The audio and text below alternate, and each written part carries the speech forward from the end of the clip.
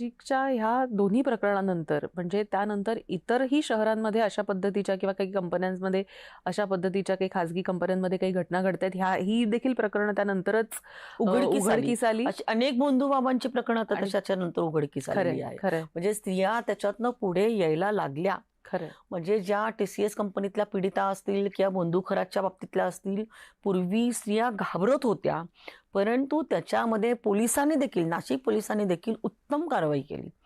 त्यांनी पीडितांना विश्वास दिला.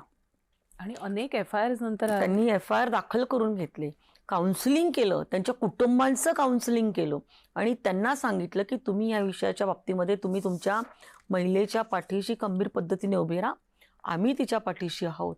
म्हणजे सरकार, शासन आणि प्रशासन हे दोन्ही खंबीर पद्धतीने ह्या महिलांच्या पाठीशी उभं राहिल्यामुळे हे प्रकरणाचा जो छडा जो आहे तो आपल्याला चांगल्या पद्धतीने लागलेला दिसतोय. आणि त्याच्यानंतर उघडकीस येणारी प्रकरणं जी आहेत त्याची संख्या खूप मोठी आहे. खरंय.